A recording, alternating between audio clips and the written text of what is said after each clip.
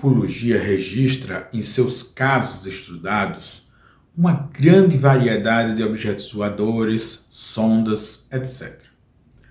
Alguns ultrapassaram a fronteira somente da ufologia e ganham outras conotações, como o caso que vimos e publicamos aqui sobre a esfera dos Betts.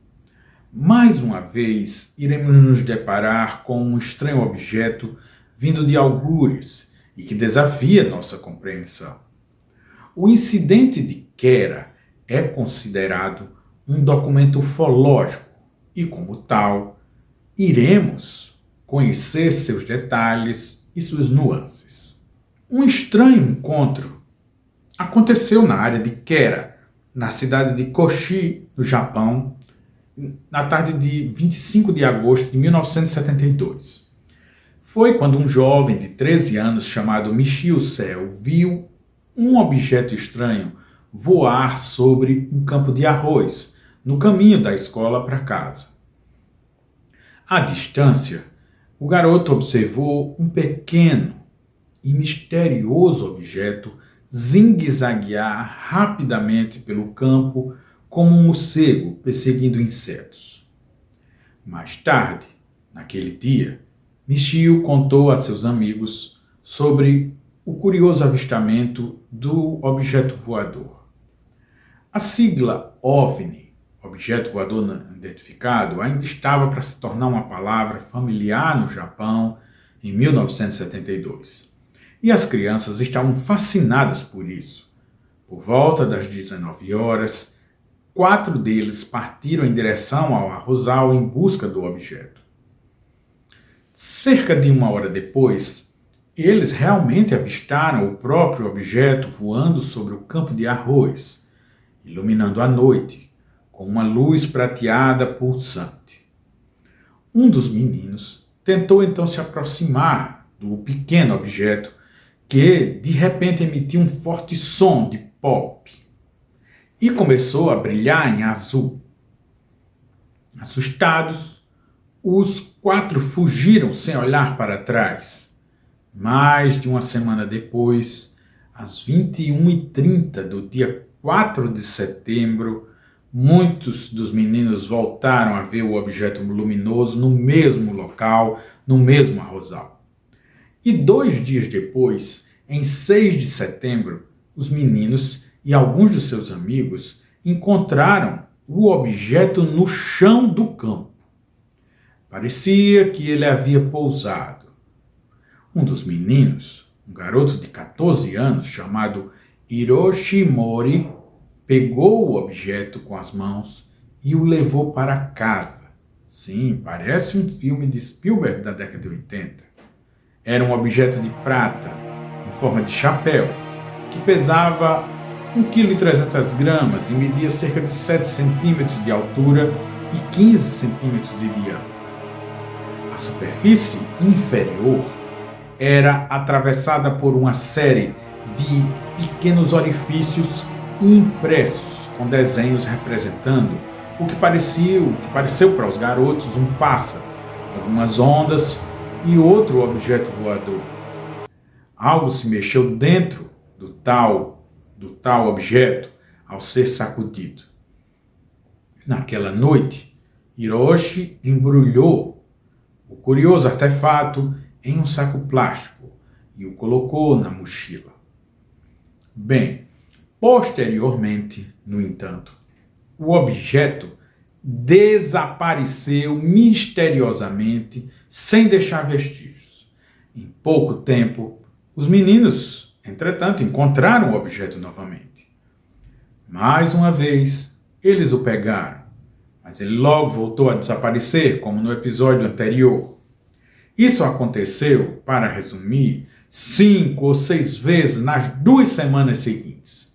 Em uma ocasião, os meninos decidiram despejar água nos orifícios que ficavam embaixo do artefato. O objeto, então, emitiu um forte zumbido, um tipo de vibração e brilhou por dentro.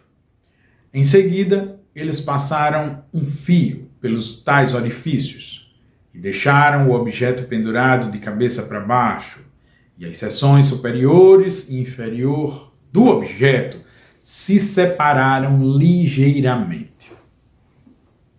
Pela abertura entre os dois lados, os meninos puderam ver o que pareciam ser componentes eletrônicos para eles. Na noite de 22 de setembro, Hiroshi estava andando de bicicleta com o objeto na cesta que fica em frente de algumas bicicletas, quando ele, de repente, percebeu que mais uma vez havia o perdido. Ele nunca mais foi visto desde então. Em 2007, 35 anos após o acidente, a Japan Space Phenomena Society conduziu uma nova investigação sobre o caso.